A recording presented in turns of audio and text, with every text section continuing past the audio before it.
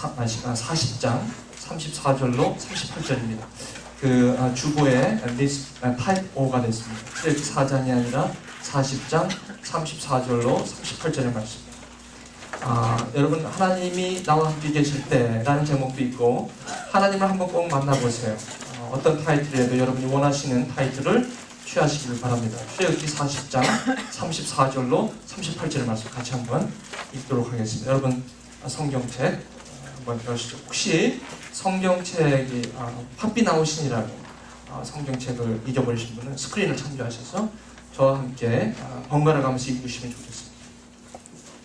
자, 한번 읽으실 때에 이 말씀 한 구절 한 구절을 새기시면서 한번 같이 한번 읽으시길 바랍니다. 자, 제가 34절을 읽습니다.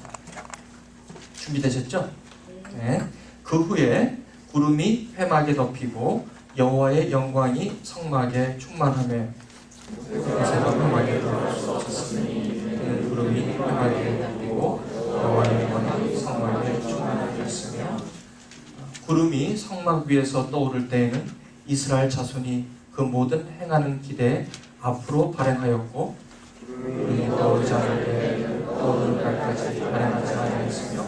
38절 마지막 절을 함께 읽겠습니다. 시작. 낮에는 여호와의 구름이 성막 위에 있고 밤에는 불이 그 구름 가운데 있음을 이스라엘의 온 족속이 그 모든 행하는 길에서 친히 보았더라. 이는 살아계신 하나님의 말씀입니다.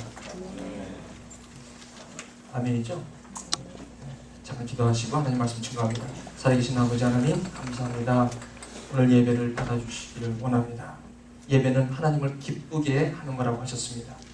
이스라엘 백성들이 하나님을 기쁘게 하였기에 영광에 충만했다고 합니다. 어떻게 하면 하나님을 기쁘게 할 수가 있을까요? 예배의 기본 정신이 하나님을 기쁘게 하는 것이라면 오늘 저희가 예배드리러 와서 주님을 기쁘게 하기를 소원합니다. 하나님 말씀하여 주시고 깨닫게 하시고 오늘도 주님을 만나는 그런 예배가 되게 하여 주옵소서. 하나님 입술을 주장하여 주시고 정결케 하시고 거룩케 하셔서 구별하셔서 하나님의 마음 아버지 하나님 담아내게 도와주시고 온전히 주님의 아버지 하나님 선지자로서의 삶을 증거할 수 있도록 하나님 역사하여 주옵소서. 우리의 각자의 마음속에 성령 하나님 참빛으로 비추시고 말씀이 선포될 때에 아하 어찌할꼬 깨닫는 귀한 축복의 시간 되게 하여 주옵소서. 예수님의 이름으로 기도합니다. 아멘. 제가 젊었을 때 저는 외아들입니다. 외아들에서 1회 독자였어요. 그래서 사실 저는 6개월 방위로 갈 수가 있었습니다. 근데 제가 사랑하는 사모 때문에 빨리 결혼을 해야 될 것 같아요. 왜냐면 저희 사모는 일남 5녀였어요. 그래서 바로 밑에 처제가 치고 올라왔어요. 빨리 please 빨리 가라. 그래서 제가 그때는 4학년인데 여러분 아시죠? 결혼하려면 남자가 직장은 있어야지 결혼하는 거 아닙니까? 근데 직장도 없이 어떻게 장인어른한테 찾아가서 딸을 달라고 그럽니까? 근데 상황이 빨리 장가를 가야 하는 입장이었습니다. 그래서 저는 가지 않아도 되는 그런 장교로 이제 군복무를 하기 시작했습니다. 그래서 지금 금천지나 법원이라는 데를 아시는지 모르겠어요. 그 법원리에서 불광동에서 약 한 1시간 정도 들어가면 그 법원이라는 곳에서 근무를 했습니다. 거기서 첫 우리 신혼 가정을 꾸렸습니다. 그러니까 제가 출퇴근했다는 얘기죠. 근데 우리 사모는 주로 거기서 어디를 출퇴근했을까요? 친정집이 신림동이었기 때문에 그쪽으로 주로 출퇴근하고 어쨌든 그런 생활을 했어요. 우리 집이 저희 집이 좀 제가 어렸을 때는 그렇게 넉넉한 집안 아니었어요. 공무원 집안이라 아버님은 공무원이시라 그렇게 풍족한 봉급은 아니었기 때문에 늘 매달 봉급 날만 되면 저희 어머님이 힘들어하시는 모습을 봤습니다. 저는 외아들이기 때문에 특별히 야곱처럼 애서와 같이 이렇게 바깥에 주로 이렇게 막 뛰어다니는 그런 아들이 아니라 그 엄마 옆에서 엄마의 그 신음소리를 잘 들으면서 엄마를 위로하고 엄마라는 게 이상하죠. 어머니라고 지금은 어머니라고 그러지만 그때는 엄마라고 그랬어요. 엄마의 모든 것을 이렇게 옆에서 위로해주고 그런 아들이었습니다. 그러니까 우리 어머님이 볼 때는 참 귀한 아들이죠. 또 우리 위로 누님이 둘이 있었기 때문에 세 번째 아들을 못 낳으면 어머님한테 상당히 힘든 일이 있었을 거라고 우리 아버님이 말씀하십니다. 그게 무슨 말이냐면 옛날에는 아들을 못 낳으면 조금 사시기가 어려웠던 모양입니다. 근데 세 번째에 제가 나왔으니 얼마나 귀한 아들이겠습니까? 어쨌든 그런 아들이 어머니의 옆에 항상 그림자처럼 있었습니다. 그런데 제가 느낀 것은 가끔 그 어떤 젊은 분이 우리 집을 잘 찾아오세요.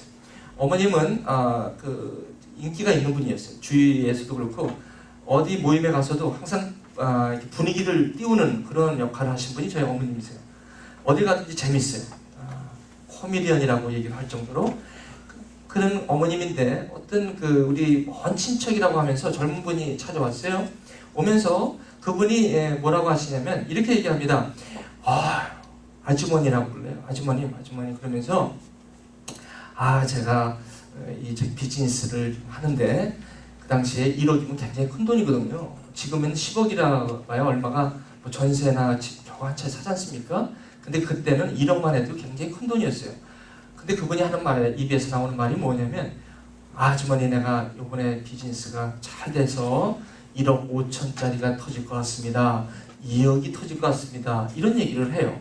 근데 우리 어머님은 늘 그 박봉에 한 달을 어떻게 살 것인가를 늘 고민하는 그런 어머님 앞에 1억이라는 단어가 사실은 계산이 되질 않았어요. 그때는. 저는 아들로서 옆에서 그 얘기를 들으면서 참 부럽다 하고 이렇게 거기서 조금만 띄어서 어머님을 좀 주시면 어머니가 좀 환히 웃으시면서 삶을 사실 텐데 이런 생각을 그 어린 나이에 했다는 것이죠. 그 젊은 분이 우리하고 아주 먼 친척이었나 봅니다. 그래가지고 그 돈 얘기를 그렇게 해요. 비즈니스가 그렇게 잘 된다. 그럼 어쩌다 한 번 오셨으니까 그냥 그런가 보다 하고 근데 또 조금 있으면 또 일주일 후에 또 오세요. 또 한 달 있으면 잊을만 하면 또 오시고. 근데 이분이 가실 때 항상 어머니에게 그 담배값을 받아서 가시는 걸 제가 봤어요. 아니 1억, 2억 그런 비즈니스를 하시는 분이 왜 담배값이 없으신가? 저는 어린 나이에 이상했어요. 그리고 차비가 없으셔서. 그래서 어머님 꼭 가실 때 그 박봉에 꼭 그때 500원. 그 당시에 거북선이 얼마인 줄 아세요? 그때 거북선이 제가 볼 때 100 얼마 했었어요. 제가 그때 담배를 3갑씩 필 때니까 제가 담배값을 잘 알고 있었죠. 그때는 아니죠. 어렸을 때는 제가 나중에 해서 어렸을 때 꼴처럼 그 담배값을 꼭 받아가시는 거 봤어요. 또 언제쯤 잊을만 하면 또 오세요. 어머님은 참 극진히 대접을 하세요.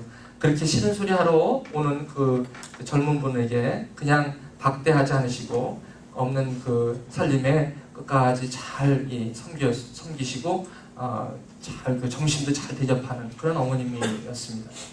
어머님이 저에게는 참 소중한 분이시기도 합니다. 또 어떤 우리 아시는 분 중에 이런 분이 계세요. 건축을 하시는 분인데 집을 지으시는 분인데 오늘 몇 채를 지어서 팔았다고 그러시고 그런 얘기를 하세요. 그래서 참 부럽다. 우리는 집이 없는데 그렇게 그냥 집을 여러 채 만드셔서 지어서 파시고 그래서 이제 저는 어린 나이에 참 부럽다. 그분도 역시 나아갈 때 어머님이 꼭 500원씩 1000원씩 이렇게 드리더라고요. 그래서 난 이상했어요. 집을 짓고 이런 분이 어떻게 저렇게 500원을 이렇게 어머니한테 받아가시나 저는 이렇게 의아해했습니다. 제가 왜 오늘 설교의 말씀 중에 처음에 이런 말씀을 여러분에게 나누는가 하면 제가 오늘 이 말씀을 읽으면서 묵상하면서 그 전권 터주신 원래 본문 말씀 이 말씀을 읽으면서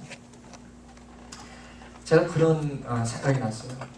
혹시나 저와 여러분이 우리가 교회를 다니고 하나님을 믿지 않습니까?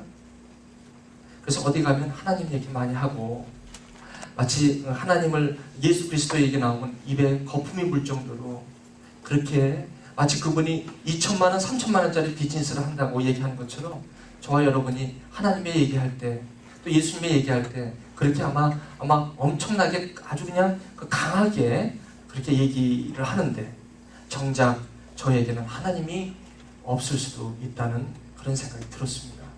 조금 패시미스틱한 말씀인지 모르겠어요. 그런데 제가 오늘 이 말씀을 읽으면서 그런 도전이 되었습니다. 특별히 여러분에게만 드린 게 아니라 목회자가 말씀을 이렇게 단상에서 이렇게